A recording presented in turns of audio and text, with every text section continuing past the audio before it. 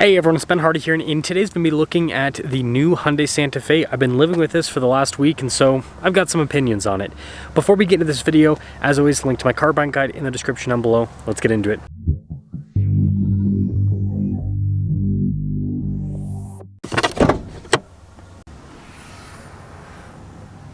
Under the hood, we have a turbo 2.5 liter 4-cylinder that goes through an 8-speed dual clutch. Fuel economy is 19 around town and then 26 on the highway, with power outputs being 277 horsepower and then 311 pound-feet of torque. Before we move forward with this review, I do want to mention if you want to see more videos just like this, then I recommend you subscribe because I post content every single day. So starting with the hood, you guys can see the darker Hyundai logo there, front and center. And this new Santa Fe has a much boxier design. You got the cool H pattern there for the headlights, and then you can see here with all that cool trim in the grille as well. And overall, with the new boxy design and with the H pattern in the headlights, I think it's pretty cool looking with the front end. Now our tire wheel setup is 245 by 60 by 18 in the front and over in the rear. And you can see here with the wheels, they've got kind of like that thicker spoke design that's associated with an off-road, and that's because this package has all-terrain tires from the factory. And then you guys can see here with the kind of chunkier fender flares, and then same thing with the bodywork there on the side. Got the blacked out mirror caps and with the pillars so that it kind of has that Range Rover style in a way. Notice how like painted up top but then blacked out so that there's a little bit of separation. Now this leads us to the key fob. We have our lock and unlock function, pretty straightforward remote start as well.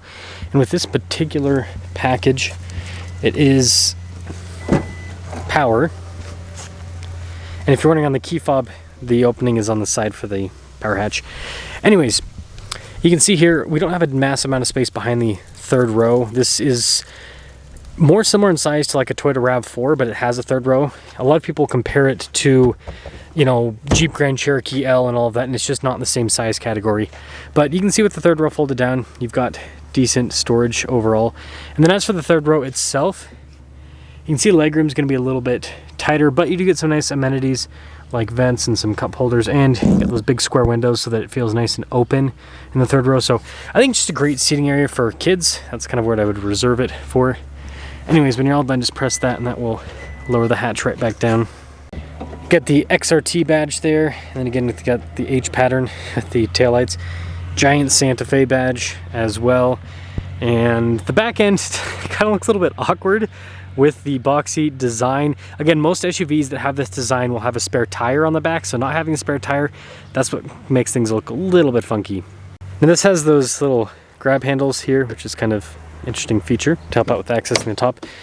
Anyways, really nice interior, like super tight fit and finish, very Range Rover-esque with the styling on everything. And you see that continues onto the seats. This is where I think that they did the best job with the Santa Fe, is this interior. And spacing's good too, by the way.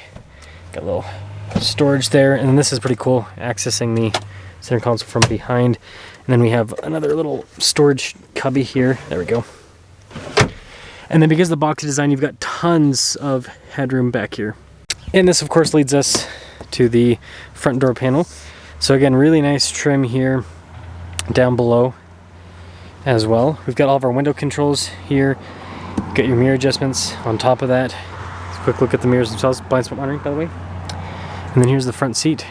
Nice trim all down the center.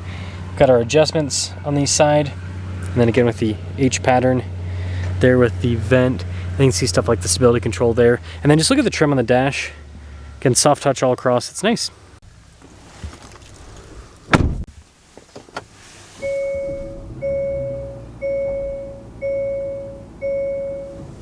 Now take a look at the steering wheel. You can see soft touch all around. We also have paddle shifters there on the back for the dual clutch.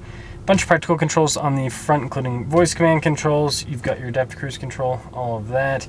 And then quite a bit of stocks. So turn signal light stock. And then we've got our windshield wiper stock. And then we have a column shifter as well.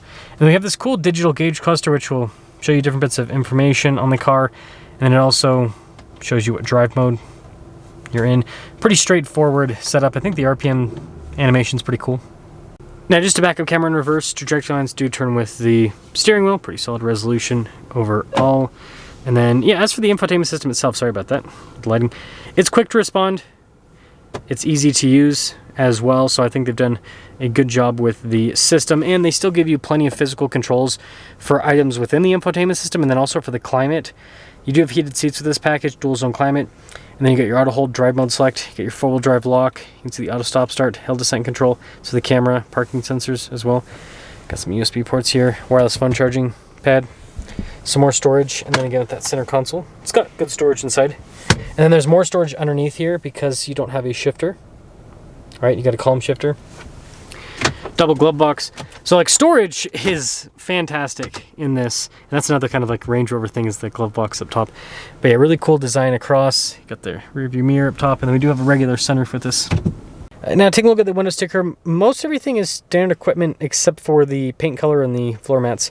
Anyways, sorry, the lighting's horrible, but $42,675 is total MSRP. Let's see how it performs.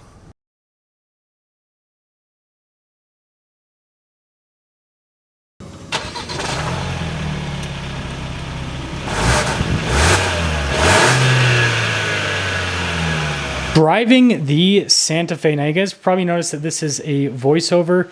For some reason the audio file just didn't happen with the GoPro. This is the first time this has ever happened with the GoPro, so if it happens again then I'll be getting a new one, but if it's just a one-off situation then I won't worry about it too much.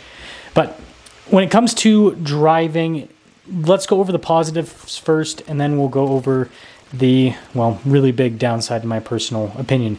So when it comes to positives, the suspension comfort's good. It's also pretty darn quick. Again, almost 300 horsepower, over 300 pound-feet of torque in a vehicle that is just a little bit bigger than like a Toyota RAV4. So it's really solid when it comes to the acceleration. And then the interior is very, very nice on the Santa Fe. That's something that I think Hyundai did a really good job with. Just the design, again, it's very boxy. Obviously, you've got like the H patterns on the exterior with the lights, and then you have this very upright dash. But when you touch things, right, the trim on the door panel, the dash, it feels, again, it's not, you know, high quality leather, but it feels more premium, especially considering the segment that this competes in. Again, get into a Honda CR-V, get into a Toyota RAV4 that are very similar when it comes to pricing as this. A little bit less expensive, a little bit, but not that much. And you'll see what I'm talking about in terms of just the design and the material use. The only manufacturer in this segment that I would say, or, you know, price category that competes with this would be Mazda. And with their interiors, Mazda's got really nice interiors as well. And I guess one of the big benefits of Mazda is going to be the reliability with that brand. Mazda is basically not all, they do their own, some of their own tech, but a lot of their stuff is older Toyota stuff, and so it's, yeah, just super reliable in general. But that's the positives with it. It's got a nice interior and it drives pretty darn well. And I think it looks cool. I mean, the back end does look a little bit funky, and, you know, kind of said that most SUVs that have a boxy style like this typically will have the spare tire on the back, right? And, you know, think like, obviously this isn't a body and frame SUV, but think like Ford Bronco, even the Land Rover Defender, that's a unibody SUV, and that has a tire carrier on the back. And obviously you have to have a swing gate for that, but that's how you get around the boxiness, because then you have a circular element in what is otherwise a very squared off vehicle. So now this leads into the downside side of things, and it's really just the transmission. I think this is a really good vehicle outside of the transmission. The dual clutch has, in my opinion, no place in a crossover like this. It's just really, really weird. What you feel when you drive it is that it has kind of like a jerkiness at low speeds, and it's not horrible. It's, you know, since they've switched to a wet dual clutch system from a dry dual clutch, it's helped out a bit, but you still have that initial gear grab that is not all that good. Where it's really bad, in my opinion, is with auto stop start, and when you come to like a slower roll, if that makes sense. So with auto stop start, what will happen is you've got like 3 different lag points. So the engine will shut off, and then it turns on, and it's like you're trying to go, but then the gear has to grab. And so next thing you know, you have been on the gas pedal for, it feels like a few seconds, and then the car's not moving, and then finally it like gets up and moves. So that side of things, And then, yeah, when you're coming up to like a roll, and then if you kind of start going again, the system's like, do I engage or not engage? It kind of freaks out a little bit. And so, yeah, I think that great vehicle, put a torque converter automatic in it. And same thing with the Santa Cruz, right? Hyundai should not be using dual clutches in SUVs, in my personal opinion. I think that they'd be much better off just using a standard torque converter, but that's just my take on that. Let me know what you think.